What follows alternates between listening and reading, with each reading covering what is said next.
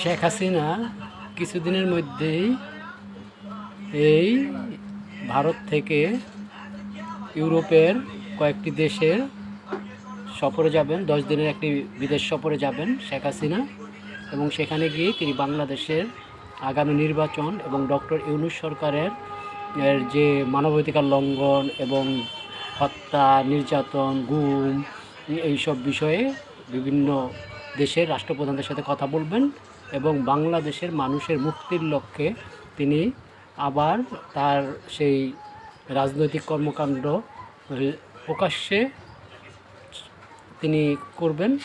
তো তিনি কিছুদিনের মধ্যেই বিদেশ সফরে যাচ্ছেন। 10 দিনের একটি বিদেশ সফরের তার চূড়ান্ত হয়েছে এবং তিনি খুব শীঘ্রই এই কাজটা করবেন এবং বিদেশ সফরে গিয়ে তিনি ডক্টর ইউনূস সরকারের বিরুদ্ধে এবং বাংলাদেশের জনগণের পক্ষে তিনি আবার সোচ্চার হবেন এবং ইনশাল্লাহ বাংলাদেশ আবার তার আগের ইমেজ পুনরুদ্ধার করবে এবং বাংলাদেশ মুক্তিযুদ্ধের সপক্ষে একটি শক্তি বাংলাদেশে আবার ঘুরে দাঁড়াবে এবং বাংলাদেশকে আবার সেই আগের ইমার্জিং টাইগার হিসাবে বাংলাদেশকে বিশ্বের কাছে মাথা তুলে দাঁড় করাবে, সেটাই আশা করছি। এবং সবাইকে বলছি সাবধানে থাকবেন, শান্ত থাকবেন, হ্যাঁ, কার ফাঁদে পা দিবেন না, একটু ধৈর্য ধরুন। বাংলাদেশের এই ডক্টর ইউনূস নামক এই দাজ্জালের শাসন খুব বেশি দিন থাকবে না। এই দাজ্জালের শাসন থেকে আমরা মুক্ত হব। হ্যাঁ, দাজ্জাল বেশি দিন ক্ষমতায় থাকতে পারবে না।